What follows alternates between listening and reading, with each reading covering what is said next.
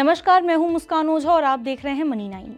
आज के समय में लाखों लोग अपने पैसे को ऐसी जगह निवेश करना चाहते हैं जहां रिस्क कम हो और रिटर्न तय हो। शेयर बाजार में उतार चढ़ाव, ग्लोबल अनसर्टेनिटी और महंगाई के दबाव के बीच फिक्स डिपॉजिट यानी कि एफडी अभी भी करोड़ों भारतीयों के लिए सबसे भरोसेमंद निवेश का ऑप्शन माना जाता है और लगातार लोग इस पर भरोसा करते हुए नजर भी आते हैं। खासकर रिटायर्ड लोग, सीनियर सिटीजन और वो लोग जो अपनी मेहनत की कमाई को सुरक्षित रखना चाहते हैं, मतलब एक सेफ ऑप्शन वो ढूंढते हैं, उनके लिए एफडी आज भी सेफ इनकम टूल मानी जाती है। लेकिन पिछले कुछ महीनों में एफडी निवेशकों के लिए जो माहौल है वो थोड़ा सा निराशाजनक हो गया था।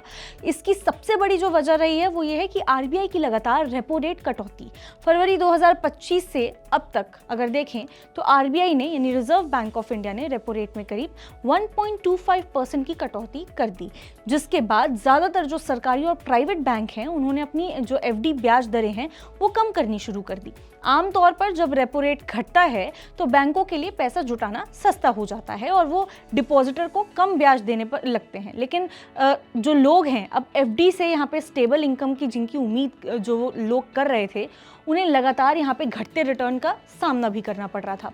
ऐसे माहौल में बैंक ऑफ इंडिया ने अचानक एफडी रेट्स बढ़ा करके सबको चौंका दिया है।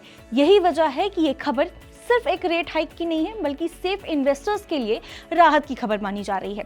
बैंक ऑफ इंडिया ने कुछ खास टेन्योर वाली एफडी पर ब्याज दरें बढ़ाने का फैसला किया है। नई दरें 18 मई 2026 से लागू हो चुकी हैं और इनका फायदा 3 करोड़ से कम की डिपॉजिट्स पर मिलेगा। बैंक ने खास तौर पर मीडियम और लॉन्ग टर्म एफडी टेन्योर पर फोकस किया है, जहां निवेशक और आमतौर पर ज्यादा पैसा पार्क करते हैं। इस फैसले की सबसे बड़ी खासियत यह है कि इसके सबसे ज्यादा फायदा जो है वो सीनियर सिटीजन और सुपर सीनियर सिटीजन को मिलने वाला है, यानी कि बैंक ने बुजुर्ग निवेशकों के लिए ज्यादा इनकम का जो रास्ता है वो खोल दिया है। अगर कोई सीनियर सिटीजन 6 महीने से 3 साल तक की एफडी कराता है तो उसे सामान्य ग्राहकों से 0.50% तक का ब्याज मिलेगा। वही सुपर सीनियर सिटीजन यानी कि 80 वर्ष 80 ईयर्स से जो ज्यादा जिनकी उम्र है, उन ग्राहकों को यहाँ पे 0.65% तक का एक्स्ट्रा इंटरेस्ट दिया जा रहा है। और अगर एफडी के हम टेन्योर की बात करें, 3 साल या उससे ज्यादा है तो फायदा और ज़्यादा आपका यहाँ पे बढ़ जाता है। अब ऐसे लंबे टेन्योर के लिए, लंबी अवधि की जो एफडी है उस पर सीनियर सिटीजन को 0.75% एक्स्ट्रा, और जो सुपर सीनियर सिटीजन है यानी कि 80 साल से ऊपर है जिनकी उम्र, तो उनको पूरे 0.90% तक यहाँ पे एक्स्ट्रा ब्याज जो है वो मिल सकता है।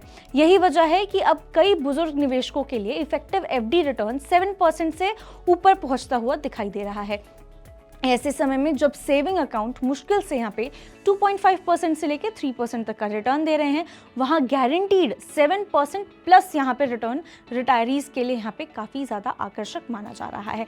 बैंक ने हाई वैल्यू डिपॉजिटर्स के लिए भी यहाँ पे एक खास ऑप्शन रखा है। अगर कोई ग्राहक 1 करोड़ से ज़्यादा की नॉन कॉलेबल एफडी कराता है, यानी कि ऐसी एफडी जिसे मैच्योरिटी से पहले तोड़ा ही नहीं जा सकता, तो बैंक 1 साल की टेन्योर पर एक्स्ट्रा 0.15% यहाँ पे ब्याज भी देगा। हालांकि यहाँ एक बात आपको समझना बहुत ज़्यादा ज़रूरी है, नॉन कॉलेबल एफडी में लिक्विडिटी सेक्रीफाइस करनी पड़ती है, मतलब बीच में पैसों की ज़रूरत पड़ने पर एफडी आप नहीं तोड़ सकते हैं यहाँ पे। तो आपको इस हिसाब से ही ये फैसला लेना पड़ेगा। अगर आप चाहते हैं, अगर आपको लगता है कि भाई आने वाले समय में या आने वाले महीनों में कुछ चंद महीनों में आपको पैसों की जरूरत पड़ सकती है, तो आपको सोच समझ के इस तरह की एफडी करवानी पड़ेगी, क्योंकि यहाँ पे आप नहीं तोड़ सकते हैं एफडी। इसे ये जो ऑप्शन है ये उन्हीं लोगों के लिए सही माना जा रहा है जिन्हें शॉर्ट टर्म में पैसों की जरूरत पड़ने की संभावना बहुत कम हो, यानी ना के ही बराबर हो। लेकिन कहानी सिर्फ यहाँ पे ऊंचा ब्याज मिलने तक सीमित नहीं है, इसके पीछे बैंकिंग सेक्टर का बहुत बड़ा कंपटीशन भी छुपा हुआ है। पिछले कुछ समय में बैंक्स के पास डिपॉजिट जुटाना एक बहुत बड़ी चुनौती बन चुका है।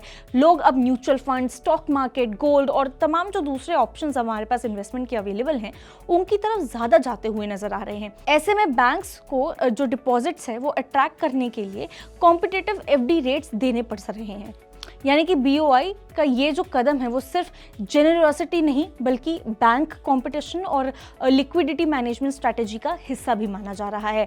बैंक ज़्यादा डिपॉजिट्स जुटाना चाहता है ताकि फ्यूचर लेंडिंग और लिक्विडिटी पोजीशन जो है वो मजबूत बनी रहे। लेकिन यहाँ एक और ज़रूरी बात समझनी चाहिए कि एफडी सुरक्षित ज़रूर है, लेकिन हमेशा सबसे ज़्यादा यहाँ पे फ़ायदा देने वाला जो इन्वेस्टमेंट है वो नहीं होता है, क्योंकि असली जो फ़र्क है वो टैक्स और इन्फ्लेशन के बाद बचने वाला जो रियल रिटर्न है उससे पड़ता है। मान लीजिए किसी व्यक्ति को मान लीजिए कोई व्यक्ति है, उनको एफडी पर 7% तक रिटर्न यहाँ पे बैंक दे रहा है, तो वो 30% टैक्स स्लैब में आता है। तो टैक्स कटने के बाद क्या है कि उसका जो एक्चुअल रिटर्न है वो काफ़ी कम हो जाएगा। अगर उसी दौरान इन्फ्लेशन 5 to 6% बनी रहती है तो परचेजिंग पावर में बहुत ज़्यादा यहाँ पे इम्प्रूवमेंट नहीं होता। यही वजह है कि फाइनेंशियल एक्सपर्ट एफडी को वेल्थ क्रिएशन टूल से ज़्यादा कैपिटल प्रोटेक्शन और स्टेबल इनकम टूल मानते हैं। अब इसके बावजूद एफडी की जो अहमियत है वो कम नहीं होती। हर निवेशक का जो लक्ष्य है वो सिर्फ ज़्यादा रिटर्न कमाना नहीं होता। कुछ लोगों को ना स्टेबिलिटी चाहिए होती है, वो एक सेफ ऑप्शन ढूंढते हैं, वो शेयर बाजार से बचते हैं, उन्हें इतना ज़्यादा उथल पुथल चीज़ें नहीं पसंद आती। कुछ को मंथली इनकम जो है और कुछ को इमरजेंसी फंड के लिए सुरक्षित रखना जो है वो पसंद आता है पैसा। तो ऐसे इन्वेस्टर्स के लिए एफडी आज भी सबसे भरोसेमंद ऑप्शंस में गिना जाता है। अगर आसान भाषा में हम समझे, बैंक ऑफ इंडिया का ये जो कदम है उन लोगों के लिए बहुत बड़ी राहत मानी जा रही है जो बिना मार्केट रिस्क लिए हुए या शेयर बाजार में बिना कदम रखे हुए सुरक्षित और प्रेडिक्टेबल रिटर्न चाहते हैं। खासकर सीनियर सिटीजन के लिए जो फैसला है एक्स्ट्रा इनकम सपोर्ट की तरह देखा जा रहा है। लेकिन निवेश करने से पहले सिर्फ ब्याज दर आपको नहीं देखना, बल्कि टैक्स इम्पैक्ट यहाँ पे किस हिसाब से पड़ने वाला है ये देखना है। लिक्विडिटी, ज़रूरत और इन्फ्लेशन को भी यहाँ पे ध्यान में रखना है आपको, और उसके बाद ही फैसला करना है कि आपके लिए ऑप्शन बेटर है या फिर नहीं है। आप इस बारे में क्या सोचते हैं, क्या कुछ है आपके थॉट्स, आप हमें कमेंट करके ज़रूर बता सकते हैं। ऐसी ही और खबरों के लिए आप विजिट कर सकते हैं हमारी वेबसाइट money9live.com और सब्सक्राइब कर सकते हैं हमारा यूट्यूब चैनल Money9। मिलते हैं आपसे अगले वीडियो में, तब तक के लिए नमस्कार।